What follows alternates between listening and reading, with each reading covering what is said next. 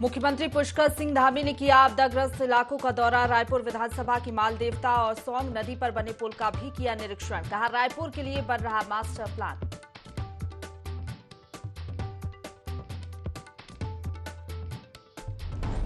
राहुल गांधी की लोकसभा सदस्यता रद्द होने पर मचा सियासी बवाल। सड़कों पर मशाल लेकर उतरी कांग्रेस। कहा, कानूनी लड़ाई कोर्ट में और राजनीतिक लड़ाई सड़क पर लड़ेगी कांग्रेस।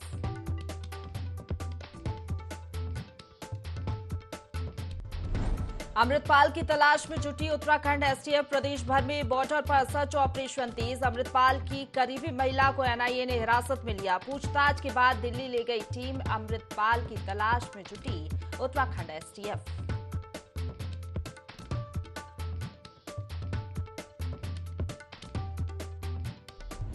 डीएम चमोली ने चारधाम यात्रा व्यवस्थाओं का किया निरीक्षण। बद्रीनाथ मास्टर प्लान के तहत चल रहे निर्माण कार्यों का भी लिया जायजा। अधिकारियों को पैदल मार्ग को दुरुस्त करने के दिए निर्देश।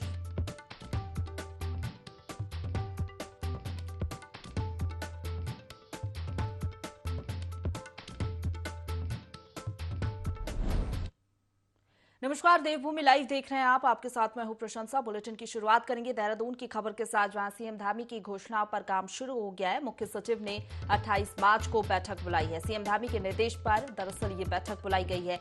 1 साल होने पर सीएम ने घोषणाएं की थी। 15 अप्रैल तक अमल करने के निर्देश सीएम धामी ने दिए हैं। देहरादून से ये बड़ी खबर बता रहे हैं, सीएम धामी की घोषणाओं पर काम शुरू हो गया है। मुख्य सचिव ने 28 मार्च को बैठक बुलाई है। सीएम धामी के निर्देश पर यह बैठक बुलाई गई है। महत्वपूर्ण बैठक है क्योंकि इस बैठक में तय किया जाएगा कौन कौन सी घोषणाओं को कब तक अमल में लाना है। जल्द से जल्द उन पर अमल हो सके, इसी के तहत ये बैठक बुलाई गई है। 1 साल होने पर सीएम ने घोषणाएं की थी। 15 अप्रैल तक अमल करने के निर्देश सीएम धामी ने दिए हैं। देहरादून से खबर बता रहे हैं, सीएम धामी की घोषणाओं पर काम शुरू करने के निर्देश दिए गए हैं। मुख्य सचिव ने 28 मार्च को इसी के तहत बैठक बुलाई है। महत्वपूर्ण बैठक है। सीएम धामी के निर्देश पर दरअसल ये बैठक बुलाई गई है। 1 साल होने पर सीएम ने कई घोषणाएं की थी। अब उन घोषणाओं को अमली जामा पहनाया जाएगा। 15 अप्रैल तक अमल करने के निर्देश सीएम धामी ने दिए हैं।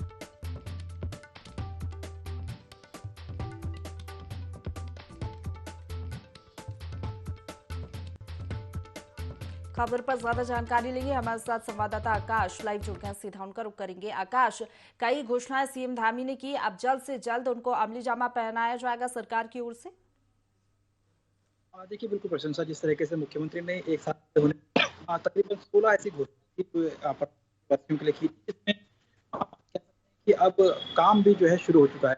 बाकायदा सभी सचिवों को, सभी अधिकारियों को कि 28 तारीख को सचिवालय में बड़ी बैठक होगी, जिसमें इन तमाम घोषणाओं को लेकर के जो है चर्चा की जाएगी और साथ ही साथ ये तय किया जाएगा कि 15 अप्रैल तक जो तमाम घोषणाएं हैं उसको एक तरीके से अमल में लाया जा सके। निश्चित तौर पर कहीं ना कहीं महत्वपूर्ण घोषणाएं थी, जिसमें तय किया गया था कि अब जो भी परीक्षार्थी बच्चे होंगे, यानी कि जो भी परीक्षा देने के लिए आएंगे, उनको एक तरीके से सरकारी परिवहन विभाग की जो बसें हैं उसमें 50% की छूट जो है किराए में दी जाएगी।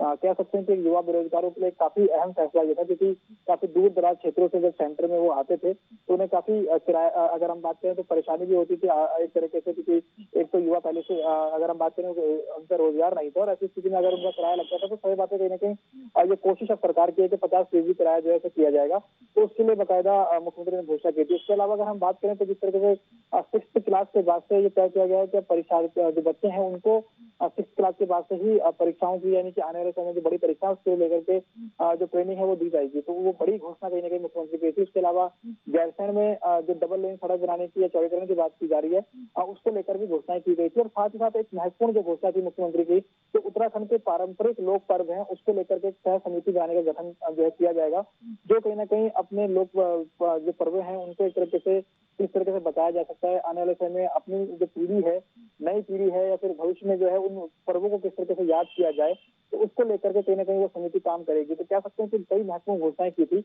और इसी को लेकर के अमली जामा पहनाने के लेकर के जो है मुख्य सचिव ने 28 तारीख को महत्वपूर्ण बैठक बुलाई है, जिसमें तमाम जो घोषणाएं मुख्यमंत्री की तरफ से की गई थी उसको किस तरीके से इम्प्लीमेंट किया जाए, किस तरीके से काम किया जाए, जिससे कि कहीं ना कहीं जो तमाम घोषणा है वो एक तरह से धरातल पर उतर सके। तो कह सकते हैं कि अब इन तमाम चीजों को लेकर के जो काम है वो शुरू हो चुका है और 28 तारीख को मुख्य सचिव की अध्यक्षता में ये बैठक जो है आयोजित होगी, जिससे तमाम जो घोषणाएं हैं उसको लेकर के चर्चा की जाएगी, किस तरीके से उसको अमली जामा पहनाया जा सके। बिल्कुल, घोषणाओं को धरातल पर उतारने की कोशिश है, जल्द से जल्द इसी के तहत बैठक बुलाई गई है। तमाम निर्देश भी इसमें दिए जाएंगे। फिलहाल शुक्रिया आपका हमारे साथ जुड़ने के लिए और तमाम जानकारी हम तक पहुंचाने के लिए। आकाश, खबरों में आगे बढ़ेंगे। देहरादून से खबर है, जहां कांग्रेस के पूर्व मुख्यमंत्री हरीश रावत और पूर्व नेता प्रतिपक्ष प्रीतम सिंह ने संयुक्त रूप से कांग्रेस प्रदेश कार्यालय में प्रेस वार्ता की, जिसमें उन्होंने राहुल गांधी के मामले को लेकर पूर्व मुख्यमंत्री हरीश रावत ने कहा कि लोकतंत्र की सुनियोजित तरीके से षड्यंत्र के तहत हत्या की गई है। षड्यंत्र रचकर राहुल गांधी पर मुकदमा बनाया गया है। उत्तराखंड कांग्रेस इसकी निंदा करती है। साथ ही पूर्व मुख्यमंत्री हरीश रावत ने कहा कि देर शाम दिल्ली में पार्टी की एक अहम बैठक है और उसमें आगे की रणनीति तय होगी। जिस षड्यंत्रपूर्ण तरीके से राहुल जी पर मुकदमा बनाया गया, वो भाजपा के शीर्ष नेतृत्व की संलिप्तता को या उनके उकसावे को या उनके डिक्टेशन को बिल्कुल स्पष्ट करता है। सारी लोकतांत्रिक शक्तियां कुकृति की, इस कुप्रयास की निंदा करते हैं और आज पार्टी की शीर्ष कमेटी की दिल्ली में 5 बजे मीटिंग है और हम आगे की रणनीति भी उसमें निर्धारित। आगे बढ़ेंगे। मानहानि केस में कांग्रेस नेता राहुल गांधी को सजा मामले में हरीश रावत और पूर्व मुख्यमंत्री ने प्रदेश और केंद्र सरकार पर निशाना साधा। उन्होंने कहा कि राहुल गांधी घबराने वाले व्यक्ति नहीं है। उन पर झूठे मुकदमे लगाकर बीजेपी उनका और कांग्रेस का मनोबल तोड़ने की बजाय बढ़ाने का काम कर रही है। उनके पक्ष में लोकतांत्रिक ताकतें देश की सड़कों पर निकल पड़ी हैं। वहीं उत्तराखंड में धामी सरकार का 1 साल पूरा होने पर कहा कि प्रदेश में बेरोजगारी, गरीबी, मजदूर, महिला, व्यापारी सभी तबकों का शोषण हो रहा है।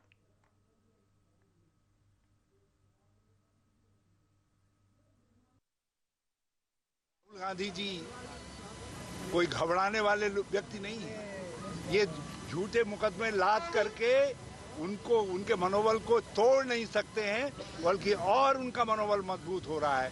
कांग्रेस का मनोबल और मजबूत हो रहा है। आज देश भर में लाखों लोग सड़क में निकले हैं, लोकतांत्रिक ताकतें सड़क में निकली हैं। इसीलिए हम सब लोग भी यहाँ हाथ से हाथ जोड़ों के साथ कह रहे हैं, राहुल गांधी जिंदा। आगे बढ़ेंगे। धामी सरकार के 1 साल पूरे होने पर प्रदेश भर में कई कार्यक्रम किए जा रहे हैं। इसी क्रम में जनपद ऊधम सिंह नगर के जसपुर मंडी परिसर में बहुउद्देशीय शिविर का आयोजन किया गया, जिसमें स्वास्थ्य, विद्युत, मत्स्य समेत कई विभाग मौजूद रहे और लोगों की समस्याओं को सुना गया। कई समस्याओं का समाधान मौके पर हुआ और कई के निस्तारण के लिए संबंधित विभाग के अधिकारियों को दिशा निर्देश दिए गए। इस मौके पर विधायक आदेश चौहान, उप जिलाधिकारी समेत कई लोग मौजूद रहे। में यहाँ पर एक शिविर चल रहा है, तो इसमें लगभग 20 डिपार्टमेंट यहाँ पर आए हुए हैं और लगातार इसमें शिकायतें या समाधान है वो लगातार किया जा रहा है। जैसे अभी आप देख ही रहे होंगे कि यहाँ पर विजिट किया जा रहा है माननीय विधायक जी के द्वारा और तो लगातार। रुद्रप्रयाग में 1 माह बाद बाबा केदारनाथ धाम में श्रद्धालुओं के लिए कपाट खोले जाएंगे। 1 माह बाद होने वाले आयोजन के लिए प्रशासन की तैयारियों को लेकर जिला प्रशासन ने सभी संबंधित अधिकारियों और कर्मचारियों को निर्देश दिए हैं। केदारनाथ धाम में व्यवस्थाओं को दुरुस्त करने के लिए प्रशासन ने रास्ते को सुगम बनाना शुरू कर दिया है। यात्रा मार्ग से बर्फ हटाने के लिए व्यवस्था तैयार की जा रही है, ताकि श्रद्धालुओं को आने जाने में समस्या न हो।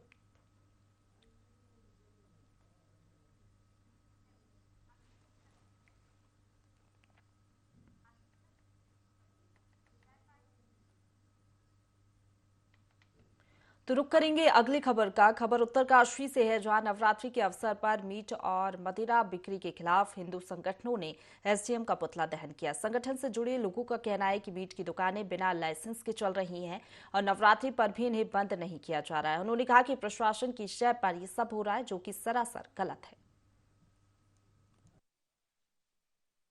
12 बजे से हमारा ये मीट मांस को बंद करवाने का सभी हिंदू संगठनों की तरफ से आह्वान था, तो उसको क्या बोलते हैं, उसकी एक बार सूचना देने हम जिलाधिकारी महोदय को गए थे उनके कार्यालय पर। एसडीएम बटवाड़ी भी वहीं बैठे थे। जब उनको हमने सूचना दी कि क्या बोलते हैं ये अभी मीट मांस की दुकान संचालित हो रही है अवैध रूप से, तो एसडीएम साहब ने उस पर मतलब प्रतिक्रिया गलत दी और इसी के विरोध में हमने उनका आज पुतला दहन कार्य। बुचड़ खाने की जो बुचड़ खाने के इनके पास कोई लाइसेंस नहीं है। ये जो हमारे पास गजर सारे पूरे आपके बैलोज है और उसका मतलब कोर्ट का आदेश भी है और इसमें जो मतलब जिसमें ये मतलब नदी नालों से जो आपका आधा किलोमीटर दूर है और बस्ती से 3 किलोमीटर दूर है। तो ये जितनी बुचड़ खाने वो सारे मतलब बिल्कुल वो जो अवैध चल रहे हैं। तो हमारा कहने वाले ये तीर्थ नगरी धार्मिक नगरी है और ये उत्तर का यहाँ से तीर्थ नगरी का मुद्दा भी जो आपका कैबिनेट में जा रखा है, संशोधित जारी किया जिलाधिकारी की और काफी लोगों को 50,000 अक्षर अभियान भी जा रखा है। तो ये बुचड़ खाने बिल्कुल बंद किया जाने चाहिए, धार्मिक नगरी है। हल्द्वानी के कांग्रेस स्वराज भवन में स्वर्गीय इंदिरा हृदयेश की 82वीं पुण्यतिथि पर उन्हें याद किया गया। इस दौरान कांग्रेस नेताओं ने बताया कि उत्तराखंड की आयरन लेडी स्वर्गीय इंदिरा हृदयेश ने प्रदेश में कांग्रेस को एकजुट और मजबूती के साथ खड़ा किया था और उनके निधन पर कांग्रेस को बड़ा झटका लगा था। तो वहीं स्वर्गीय डॉक्टर इंदिरा हृदयेश के पुत्र और हल्द्वानी के विधायक सुमित हृदयेश ने बताया कि हमारी माता श्री को विकास की देवी के नाम से भी जाना जाता है क्योंकि उन्होंने उत्तराखंड और हल्द्वानी के लोगों के लिए काफी काम किए हैं। जो संरक्षण उनका था उस संरक्षण की आज कमी महसूस होती है। समाज का कोई भी व्यक्ति दलगत राजनीति से ऊपर उठकर उन्होंने हमेशा सोच रखी, कभी ये नहीं पूछा कौन से दल के आप हो, कहाँ करते हो, मुझे कभी वोट दिया। कोई व्यक्ति उनके पास परेशानी लेके जाता था, त्वरित प्रक्रिया के द्वारा तुरंत न्याय मिलता था। आज की राजनीति में बड़ी आवश्यकता है कि हम लोग और जनता के बीच में और जाएं, जनता का दर्द समझें, दलगत राजनीति से ऊपर उठकर क्षेत्र की, प्रदेश की राह को सुधारने के लिए कार्य करें। ऐसा आज उनकी जयंती पे हम लोग को प्रण लेना चाहिए। आज हमें इतना दुख है कि मैडम का जैसा कोई है ही नहीं, हमें कोई दिखता भी नहीं। चाहे मैं घर का हो चाहे बाहर का हो और गरीब हो अमीर हो कोई भी हो, मैडम के पास जो जाता था खाली हाथ नहीं लौट कर आता था और सबको आशीर्वाद देती थी और डांटती थी। मैं भी जब कोई काम के लिए जाती थी डांटती थी, लेकिन फिर उसके बाद तुरंत वो काम कर देती थी।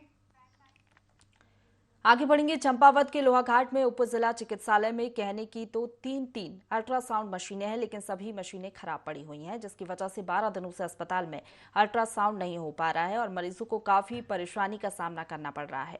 वहीं सीएमओ का कहना है कि मशीनों को जल्द ठीक कराया जाएगा, जिसके लिए शासन को पत्र लिख दिया गया है। नगर पालिका अध्यक्ष और भाजपा नगर मंडल अध्यक्ष मशीनों को जल्द ठीक करेंगे और ठीक नहीं होने पर स्वास्थ्य विभाग के खिलाफ लोगों के साथ धरने की चेतावनी दी गई है।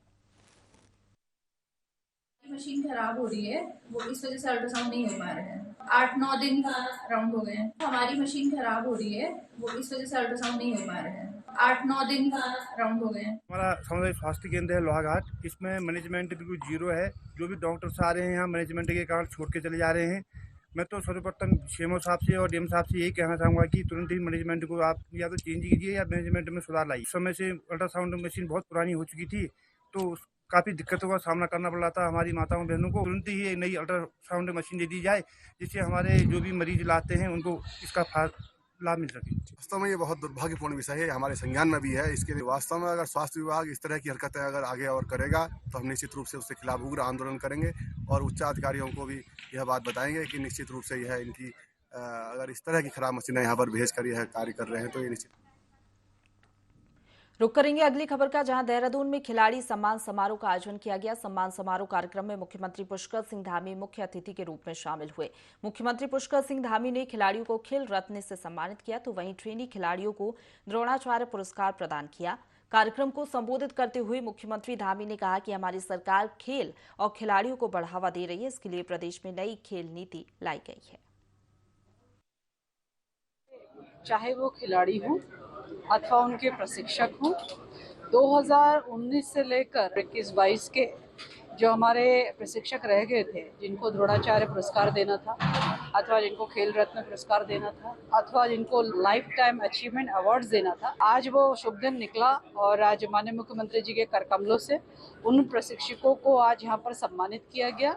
मैं समझती हूँ कि इस प्रकार के कार्यक्रम से एक खेल का बेहतरीन वातावरण तैयार होता है और निश्चित रूप से सरकार का जो विजन है आगे चल के उनके लिए कल्याणकारी योजनाएं लाना अथवा उनको प्रोत्साहन देना, वह भी संदेश इस कार्यक्रम के माध्यम से जाता है। हमारे राज्य में खेल प्रतिभाओं की अपार संभावनाएं हैं और हमारे खिलाड़ी आज देश में विदेश में जाकर अनेकों प्रतियोगिताओं को विजय कर रहे हैं, प्रतियोगिताओं में विजेता हो रहे हैं। नई खेल नीति हम लेकर आए हैं और नया जो खेल कोटा है भर्तियों में भी फिर से शुरू करने का हमने निर्णय लिया है। तो खिलाड़ियों के संवर्धन विकास के लिए हर संभव राज्य की सरकार काम करेगी और हमारे देश के यशस्वी प्रधानमंत्री मोदी जी के नेतृत्व में आज खिलाड़ियों के चयन की प्रक्रिया हो, उनके प्रोत्साहन की प्रक्रिया हो, उनके लिए नई योजनाएं लाने की बात हो या खेलो इंडिया के तहत उनको प्रोत्साहन करना हो, हर क्षेत्र में आगे बढ़ाया जाए। राजधानी देहरादून में 9 अप्रैल को शहीद रन का आयोजन किया जाएगा, जिसमें शहीद सैनिकों को श्रद्धांजलि और उनकी वीरता को सम्मान दिया जाएगा। इस दौड़ का उद्देश्य शारीरिक फिटनेस बनाए रखने के लिए सभी को प्रेरित करना है। मैराथन जसवंत मैदान में ये रैली आयोजित होगी, जिसपे कर्नल कृष्ण सिंह को ब्रांड एम्बेसडर बनाया गया है। उन्होंने कहा कि मैराथन का उद्देश्य पर्यावरण की रक्षा करना भी है।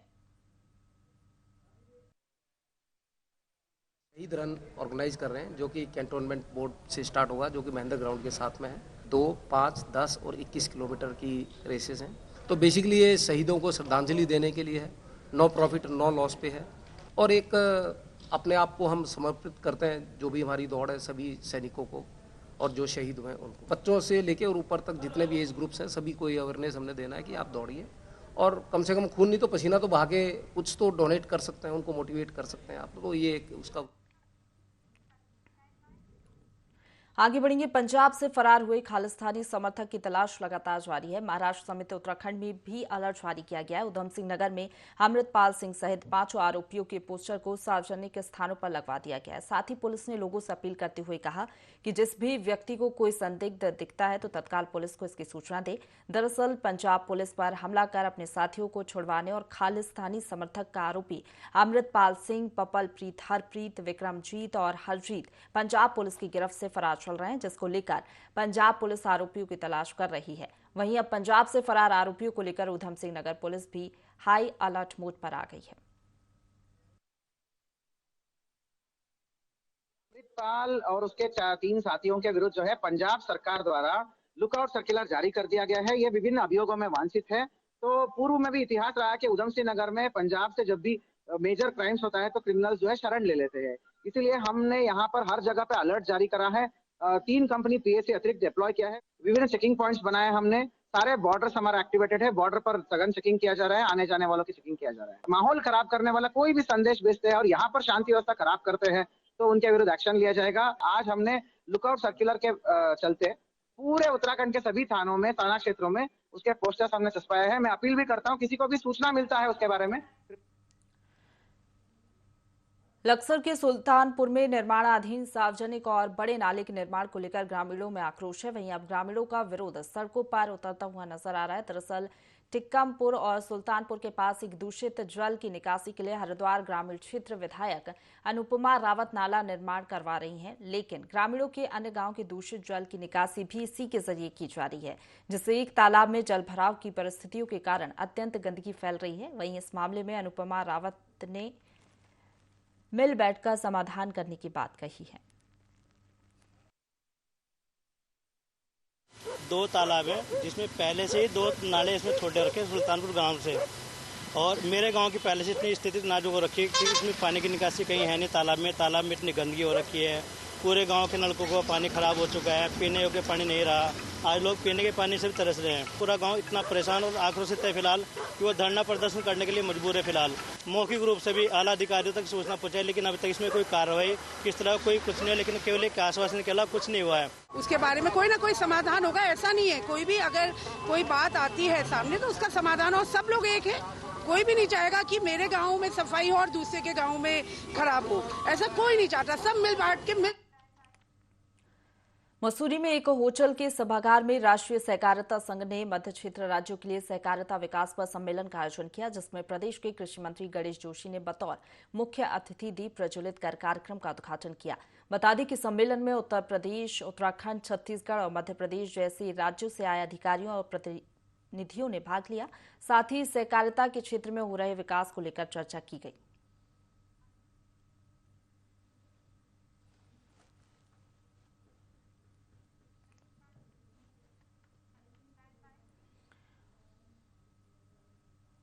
रुक करेंगे अगली खबर का, जहां लक्सर के खानपुर विधानसभा क्षेत्रों में सरकार एक साल नई मिसाल शिविर का आयोजन करने जा रही है, जिसमें क्षेत्र प्रतिनिधियों और जनप्रतिनिधियों से बातचीत की जाएगी। इस शिविर का आयोजन 28 मार्च को किया जाएगा। वहीं इस दौरान प्रशासन कई संबंधित विभागों को जनमानस से जुड़ी जानकारी मुहैया कराई जाएगी। उप जिला मजिस्ट्रेट के मुताबिक लक्सर और खानपुर विधानसभा क्षेत्रों में बहुउद्देशीय और स्वास्थ्य शिविर आयोजित किए जाएंगे। वर्ष पूर्ण होने के अवसर पर एक साल नई मिसाल कार्यक्रम के अंतर्गत तहसील स्तर पर, विधानसभा स्तर पर माननीय क्षेत्र विधायक जी की अध्यक्षता में एक बहुउद्देशीय शिविर और एक स्वास्थ्य शिविर का आयोजन किया जाना है, जिसके लिए माननीय विधायक जी गणों से बातचीत करने के बाद निर्धारित हुआ है लक्सर विधानसभा क्षेत्र में 28 मार्च 2023 को कार्यक्रम का आयोजन किया जाएगा और खानपुर विधानसभा क्षेत्र के लिए 27 मार्च 2023 के लिए किया जाएगा। और इस कार्यक्रम में जो बहुउद्देशीय शिविर का आयोजन किया जाएगा, विभाग अपने विभाग से संबंधित जानकारियां और विभाग के द्वारा जनमानस को दी जाने वाली जो भी सुविधाएं हैं, जो भी योजनाएं हैं, उनके बारे में जानकारी भी देंगे और प्लस प्रमाण पत्र आदि। उत्तरकाशी की 4 साल की अनाया नौटियाल का वीडियो सोशल मीडिया पर तेजी से वायरल हो रहा है। जनपद स्तर पर इतनी छोटी सी उम्र में बड़े ज्ञान के कारण कई पुरस्कार जीत चुकी हैं। अनाया को सारे विश्व की राजधानियों सहित पौराणिक संस्कृति का इतिहास याद है। उत्तरकाशी गौरव सम्मान, गो गंगा एवं गौरी सम्मान से सम्मानित बच्ची के स्थानीय विधायक, जिला पंचायत अध्यक्ष और नगर पालिका अध्यक्ष भी अद्भुत ज्ञान के कायल हैं।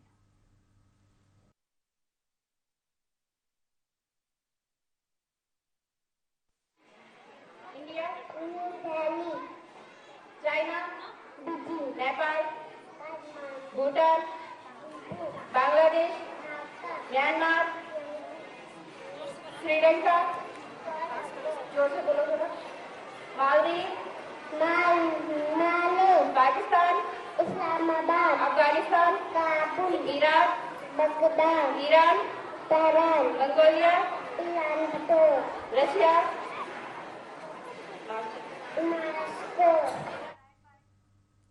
धामी सरकार के 1 साल पूरे होने पर गोपेश्वर में जनसेवा कार्यक्रम आयोजित किए गए। प्रभारी मंत्री धन सिंह रावत ने प्रधानमंत्री आवास योजना में चयनित लाभार्थियों को प्रथम किश्त की स्वीकृति पत्र, आत्मा योजना के अंतर्गत फसल, सब्जी, मत्स्य, दुग्ध एवं रेशम उत्पादन में 5 किसानों को जनपद स्तरीय किसान भूषण पुरस्कार के तहत 25,000 धनराशि के चेक वितरित किए। इस दौरान प्रभारी मंत्री ने मंजूवा गीत का भी विमोचन किया। साथ ही सूचना विभाग द्वारा 1 साल नई मिसाल पुस्तिका सहित विविध प्रचार साहित्य का वितरण किया।